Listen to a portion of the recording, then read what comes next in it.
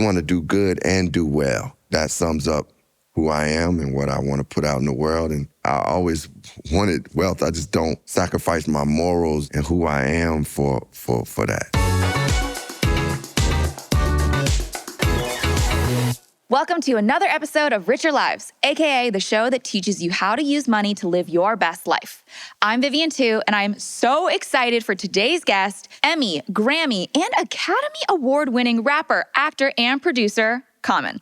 Thank you so much for joining me today. Peace. How are you, Vivi? I'm doing great. I'm so excited to dive into our questions. But since you are a rapper, I do want to break the ice. Yes. What is your favorite money-related lyric? Can be yours, can be somebody else's. One of my favorite lyrics that I said, actually, that has to do with money is, the richest man ain't necessarily the brother with dough. I feel like richness it definitely has to do with money, but it has to do with more than just that.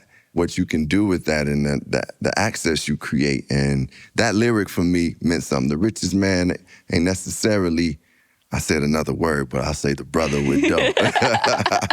Okay, and on that note, we're gonna talk a little bit more about what makes up a richer life. So we gotta roll the tape back. We gotta talk about your early story. You were studying at Florida A&M, but decided to leave school to start to pursue rap. What made you decide to do that? How did you weigh the financial considerations and, the risks? I was at Florida A&M studying business, but I also had been an artist for some years, creating, writing, loved poetry, loved music, loved theater. My dream was to be an artist. So I felt like all that I was learning in business was very helpful. Once I said, hey, man, I got to leave to pursue my dreams, I had the faith and confidence in myself that I would be successful. At the time, getting into the music industry, I was really oblivious to certain things because I thought once you get a record deal, you make it. You got it. You rich. I was young. I was 18. I was 19 when I released my first album. So I didn't know much about what, it would entail to actually be successful in the music business. But I did know about business to a certain degree. And my mother, another one of my favorite lyrics is I say, I don't know no hustlers greater than my mama. Because my mother was always about people and love, but she also was about taking care of business. She worked multiple jobs. She was really just savvy with her business. And I learned a lot from her. My choices to leave school was about passion. I do think that the most success I've had has come from things that I'm passionate about. And then I put my business mind to it after it's created. And you mentioned your mom.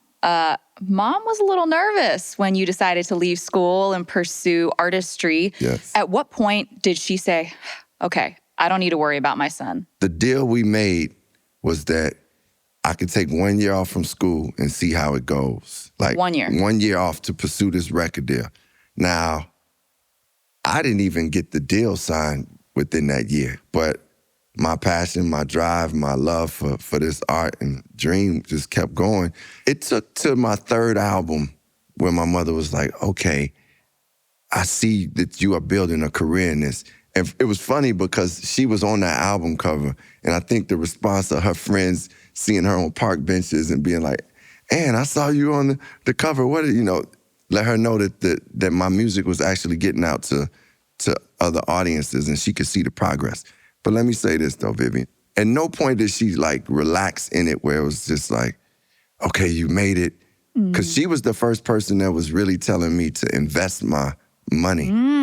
Get some property. She was spreading whatever information she knew. And I embraced that. One of the first things I invested in was property in Chicago and ended up living in that building and renting it out. So I think by my third album, she realized that, this is what he's going to do.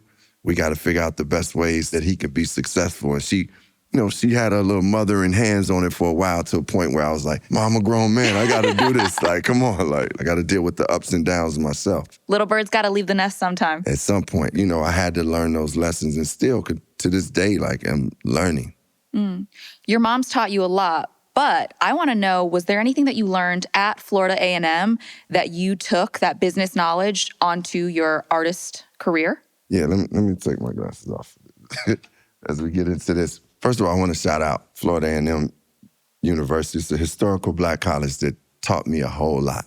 What I learned was mostly about like professional development and etiquette in business, looking people in the eye. Which, by the way, you had a very firm handshake when we met this morning. Really? Very firm. The firm handshake. But I also have to say, they really like helped me at navigating how to be me in the business world. As an artist, you're your own entrepreneur. You are the entrepreneur. You are the company owner. You have to be able to present something that is unique and special to you. Florida A&M really cultivated that in me, gave me a sense of pride and gave me a wide spectrum of different people who had achieved in business that were coming from Black areas and people of color. Like, I needed that. So I really want to salute them on that and honor them for that. I didn't graduate.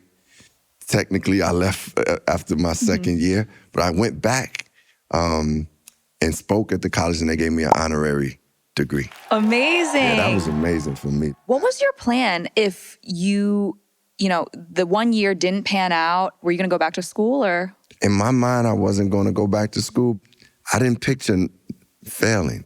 Once that door opened, which was the record contract, and it was difficult at that time. It was really not any artist besides Twista who was signed to a record label from Chicago. So to even get that deal was like important. My foot is in the door. I didn't know how long the journey would be in the steps, but I'm not looking back. I'm so grateful that my mother's a teacher, that she made me read. I enjoyed reading. I'm glad I went to the School of Business. All the education I got helped shape me as an artist too, but it was no turning back for me. And even my first album came out and it didn't sell a lot of records. It wasn't like I came out and I was like as big as Notorious Big or Nas, or it was a real journey and a climb. But I didn't look at it as a failure. I looked at it as like, I got to get better. What can I do to expand and like increase my value? To quote Twista, you can't become an overnight celebrity. There you go. I am curious, you mentioned like in the earlier days, it wasn't just immediate success. Right. Did you have to like pick up odd jobs or do something else to make ends meet while you were getting that off the ground? I actually did have a job where I was sorting parking tickets. This is one of the most boring jobs ever, sorting out parking tickets like all day. While I started recording, I was just making my way and like using the budget and doing performances here and there and just figuring things out, getting some support from friends, In some ways, the dream and the illusion that once I put this record out, everything was going to be like just golden helped me too, because it made me not go out and put my focus on so many other things. I was like, this is it. And for that first record deal, when it was offered to you, it must have been euphoric. Did you sign right away or did you try to negotiate? I have to say I signed right away. I mean, we had a negotiation with my lawyer where she was just working out certain points of like, but I was not thinking balanced about how to approach it. It was just a hunger to be out there and to be heard and to get a record deal. So I trusted that my attorney would suss out everything, and by the time that contract, she was like, it's ready for you to sign. I have to be honest, I don't even think I read the whole thing. I read what I need to read. Oh, it's a good contract? Great. When can I go make my record? That came back to bite me in certain ways. Some of the deal points weren't actually up to par. And then how long I signed for. That was really one of my biggest lessons was, hey, you need to know what you are signing up for. Knowing what you know now, would you have hired like an agent or something? Like, how would you have done it differently? Like, how would today you mentor little you? I would have mentored little me by bringing some people who are experienced to the team and really having those people sit down and have those talks with you about how to do this correctly. It's different moments in my career where people have had to have those talks with me, like business managers. Hey, you make money, but are you saving money? You grossing a nice amount, but look how much you're spending. I would have had someone who had that experience, had that wisdom, and would give it to me straight, be a part of that team. Your business manager said, you're making a lot, but you're also spending a little too much. Right. I need to know, what were you spending on? Yeah, because I'm not the typical hip-hop artist spender. I'm not that type of spender. And I don't knock people. If you earn it, you can spend it on what you decide you want to spend it on. But I want to spend my money wisely, and a fool and his money will soon part, right? So I don't want to be foolish. But a lot of the things that I was spending my money on was like investing in myself, like meaning I'm going to go make sure I got all the things I want from my stylist to like some studio equipment to moving out to LA so that I can like be accessible for auditions and acting. And then I do keep a wide team. So that was been like, people are like, wait, you need that many people on your team? But I like to collaborate with people who are very intelligent, who bring new ideas to the table. Some people I work with that I hire to be an assistant ends up coming up with ideas for other things. I don't limit what people can bring to the table, and I feel like that's an investment that I always believe would pay off. Your mom is someone who's really important to you. Yes. When you started making money, was there something really nice you wanted to do for her? Can you tell us that story? One was the traditional get her a car, but a lot of it was paying for travel and trips to different places. To be honest, I think she felt most secure in the fact that I was able to take care of myself and be able to take care of others. Realizing I have access to create generational wealth, that's been one of the things that makes me like, okay, let me stay diligent with my business and be smart and work on things and expand myself and when it comes to those, because I love to see my loved ones happy and taken care of, and I like being able to be called if needed. How do you define generational wealth? Like, what's your big dream? For me, generational wealth is establishing a financial foundation that allows the next generations to go further, to expand more, to experience more, to grow more, and to contribute to the planet in even greater ways because they've had more access. If you are able to help them take care of the baseline survival, they can worry about thriving instead. Thriving. Thank God and thank my mother. I didn't really have to worry about survival in it from a financial standpoint. We weren't rich, we weren't poor, but I wasn't worried about finances, so I can go out and pursue my dreams, my goals. She planted the fact that if you do your work and do it at the highest level, you will be rewarded for that. It's the diligence and the work and the cultivating of it and the learning and going up and down and being intentional that gets you to the moments of success. Going back to, okay, my first album don't sell, but what can you do to get it, the next one to? Yeah. Yeah. Let's take a quick time out to talk about another way you could build a richer life. All-in-one products. Sometimes they're great. Sometimes they're a girl's worst nightmare. AKA my husband's 5-in-1 shampoo, conditioner, face wash, body wash, 24-hour deodorizer. It might even be window cleaner. Here's an all-in-one idea that just makes sense. An all-in-one finance app. Because I know all your phones have a little folder on there with a whole mess of financial apps you've downloaded, and you're not opening all of those on a regular basis. That's better. SoFi makes it easy to do all of your banking, borrowing, tracking of your finances, and more all in one place. So you know exactly what's going on with your money all the time. Go to SoFi.com/richerlives to open an account and start getting your money right today. Yeah, like today, like right now. Go ahead, hit pause. We'll still be here. I want to pivot and talk a little bit about the art. Yeah. You had a really different sound than a lot of other hip hop artists at the time. Was that ever a concern for you financially, knowing what type of hip hop music was selling at the time? Or were you like, I'm just gonna make what I wanna make and then hopefully people buy it?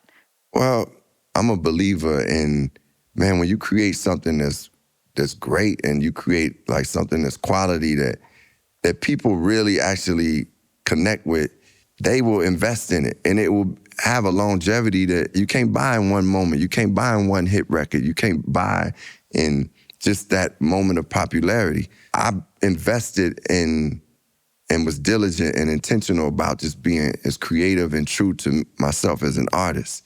And my mentality was, man, put your heart and soul in this and make it great. And God willing, millions and millions of people will love it. Sometimes that happened, sometimes it didn't. But even in the moments where it didn't happen, I was still building my name up. I started to attract other facets and ways to make money, brand partnerships.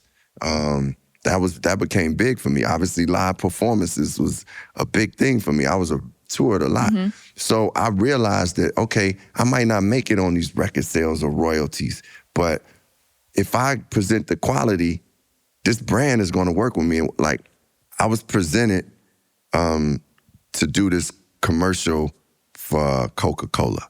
And I'm not like a big drinker of soda and pop. And especially at that time, I just was vegetarian and blah, blah, hell, like, so they presented, it was a big deal because Jimmy Iovine, who was the head of Interscope, he sat down and was like, man, we want you to do this. It's with this artist, Maya. It's Coca-Cola. They want you. I was like, nah, I don't want to do that. That's not right for me. I went home and, man, my mother called me and was like, because my manager at the time, he was like, bro, it was the biggest deal I had ever been offered. Did your manager snitch and call mom? Yes. Oh. He called mom. He was like, somebody talk some sense into this man. My mother called me and was like, listen, you will pay your daughter's college. You got to do this. I'm like, no, I'm not doing it. I get a call the next day. We're going to double the money. I said, okay, let's figure this out. Let's figure this out. What I learned in that moment, and it took me some time to just step back from being like, well, I don't drink pop like that. I don't do this, to figure out, okay, how can I be myself and bring everything that my brand is and still partner with this brand and do some good out there, put something quality out there. I had in my contract that I could have creative direction in many ways. Mm-hmm. I was able to bring the musicians I brought on, Questlove, James Poyser, all these musicians I worked with and continue to work with. I figured out a way to just continue to be me and put my message out there while they can get their message out there.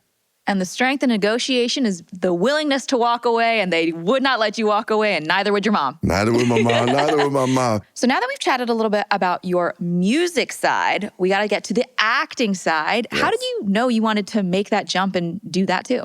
I love acting. I love films. I love theater. When I was a kid, I was acting in a play, and I thought I was killing it. And after the play, my mother kept saying how great my friend was, Derek. She was like, man, Derek was amazing. Derek was amazing. And I was like, damn. All right, well, maybe I ain't supposed to be doing that. But somewhere that seed had already been planted. Mm-hmm. And once I got into music and was like starting to grow, I hit a place where I felt I was in a box. I was like, it's something else out there that I want to express myself in artistically. And I was trying different things, and someone had suggested going to acting class. And I went to acting class, and I was like, this is it. And this is what I want to do. And I felt that love and that passion and just that being in alignment. Like, it felt like the heavens opened up for me in a different way artistically. And I just started going to classes, and I saw how much I loved it. And was like, okay, well, start getting auditions. And I got a call back for a movie called Smoking Aces, which ended up being the first movie I was in. And that was my first experience being on set. It was amazing. And I was like, this is what I want to do. And I want to find a way to balance both because I love both and can do both. And it became such a beneficial aspect of my life and career because I didn't want to do music when it's not inspired.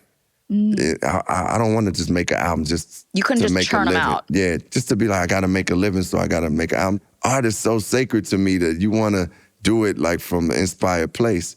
So at times, like, I'm not in the space to make an album and I need to experience more things and come up with new things, then I'm working on a film and I'm working on this and doing a play. And that helps sharpen me. So when I go back to the music, I'm enthused and I got new things to talk about, new thoughts. So that's how I got into acting, and it's been very fruitful. I'm still, my vision for myself is to go higher and be greater.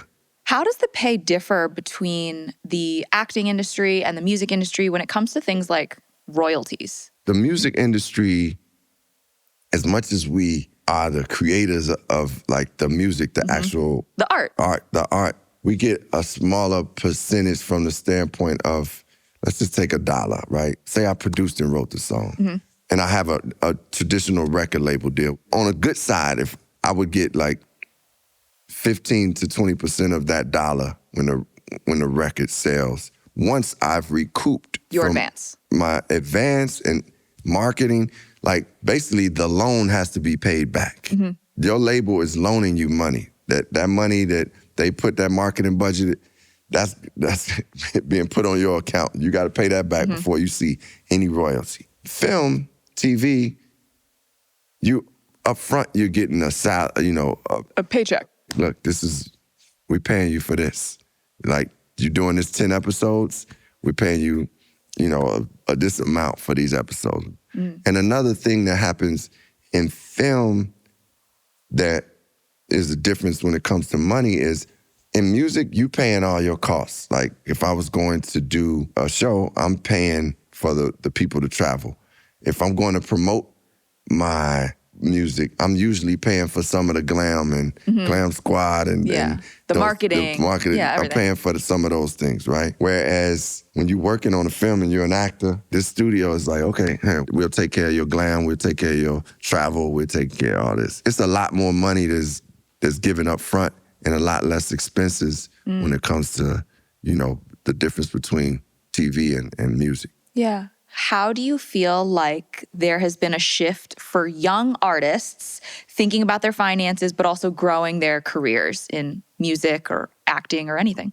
I'm in admiration of the young artists. I see how they handle their business. When I look at artists who sometimes had the opportunity to sign with a record label and remain to be like, no, I'm gonna stay independent and I'm gonna do this with my business structure that I built, and I can put the music out the way I want to, and it's still successful. One good example is one of my hometown artists, Chance, the rapper, the best. Chance the rapper, man. That dude is like, from a young age was putting his music out, and then, I remember going to his house with record execs that was like wanting to sign him, to be able to be like, no, I'm gonna continue to do this on my own, and then still go out and create the type of success he's created. And this is all off of being an independent artist. He didn't use a label. He used his own structure and business model and quality work to get him out there. I think that's what I see in young artists. Their business savvy is definitely more than what I could say I had coming into to the music business. I love Chance the Rapper. I'm so curious what you think the streaming era versus your era of CD sales, how that differs, and if there's any sort of different calculus that he might be using because he's an independent artist. It was a real process of getting your records bought and those records getting sold.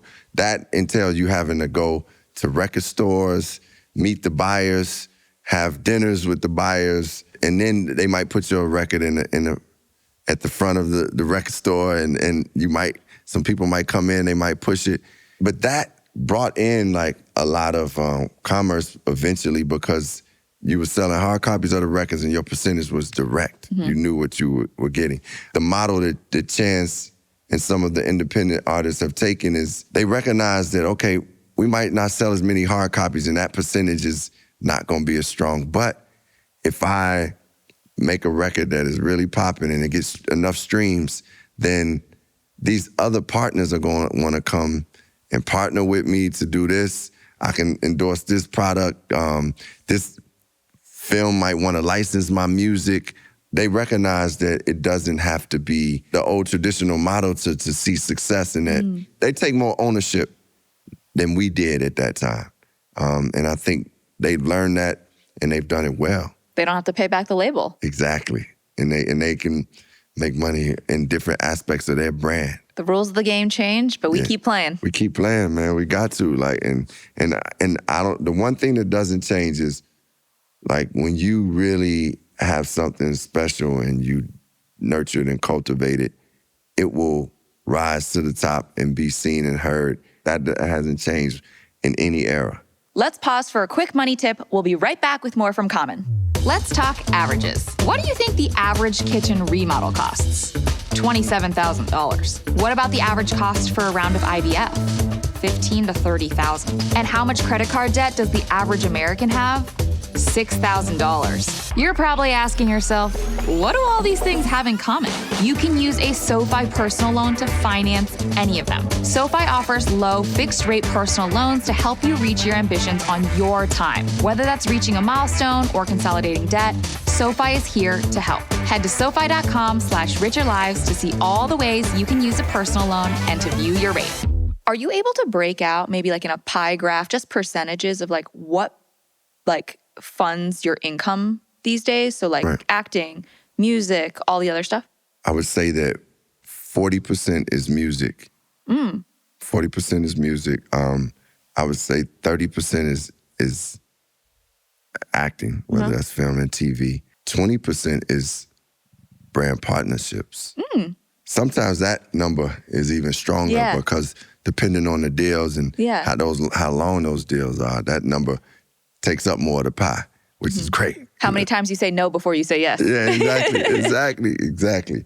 And then I would say the other 10% would be speaking engagements. I do a lot of speaking events, which it goes back to what we first talked about, Viv, is where, like, for me, I like doing things that are meaningful and I make money. My agent, who I work with now, Christian, he was like, we want to do good and do well, meaning like, we want to do good in the world and do well financially. And, I'm stealing that. That's such a good motto. That's a great motto. It's a great motto. Shout out to Kristen. And I think that sums up who I am and what I want to put out in the world. And it could be falsely thought of that because you do good in the world and you're about social activism and doing for the people, that you don't want to have wealth. But that's not me. I always wanted wealth. I just don't sacrifice my morals and who I am for that. Yeah. Yeah. I love that because so many people will say, if you want money, you're a bad person. No, you are allowed to want richness for your family tree, but also know that you can do good things for others. We're born to have abundance and to prosper and to live well. Like you earn it. You work for it. We're supposed to have that. Yeah, we're supposed to have that as people on this planet. We're supposed to have it. So you've spoken a lot about being a vegan. Yes. Huge commitment. Yes. You prioritize fitness. Your health is really important to you. How do you incorporate financial health into your overall health? Financial health is one of the real pillars when it comes to wholeness and wellness. What I've learned from my experiences is that if I have one component of wellness and I'm not working on the others, I'm not really fulfilling my destiny and like really living up to my greatest potential. So financial wellness. For me, what I've seen it do is create a place where I could be my best self, where I can be my greatest self and also greater to others, because I have been intentional in making sure that some of those things are secure. So when situations come up, when joyous things come up that I want to do, I have that access. And I think, financial wellness is something that I would like to discuss more in our communities and discuss it in ways where people could get the right information. It is such a shame that we don't teach financial health in public schools, like federally mandated. But you know what? If you want something done right, we got to do it ourselves. We got to do it ourselves. I have an organization I'm a part of called Free to Dream. And we basically have created an environment where young people can cultivate and nurture their dreams, like just even first of all, figuring out what your dream is. When people ask me, man, what helped you get out of Chicago and do the things you needed to do and get to certain levels, I was like, man, I was dreaming about things. I could have got caught up in certain things, but because I had a dream, I was like, I ain't going too far over there. So these dream centers that we would love to create would be cultivating, you know, everything from young people being able to come in and get nutritional information and get foods, fed foods that are nutritional. Health King. Yeah, exactly. So, you know, to financial understanding and education, to also just therapy and emotional help in that ways, developing young people on a whole level. Holistic wellness. Holistic wellness. In my research, I noticed that you are one letter away from an EGOT, Emmy, Grammy, Oscar, Tony, with the T. We're still kind of working there. Is that an ambition of yours? Yes. To reach that level would be a supreme blessing because I don't think anybody from the hip hop world did it. And just to even be on that list of, it's only like, I think maybe it's a small list. 20 people in the whole that have ever existed in entertainment that have done it. And I have such a reverence for theater. So yes, I would love to reach it from that level, be a person that's one of the EGOTs, but I'm just as I told you before, keep putting my energy and creativity into what I love and think is high level. And I know those things will come. Common, it's been such a pleasure chatting with you. You are such a true artist, and I loved learning about how we can do good and well, and I know everybody at home really appreciated your vulnerability and honesty. Thank you so much. Thank you for having me. I really enjoyed talking to you. That's all we have for today's episode. Let me know what you learned from Common in the comments, and make sure to follow SoFi on Instagram and TikTok for more from Richer Lives. See you next time. I should have known you would have had something really deep and inspirational. And now I'm like way too embarrassed to tell you mine. What's yours? What is it? Guess you lose some and win some as long as the outcome is income. That's a dope lyric. Don't be ashamed.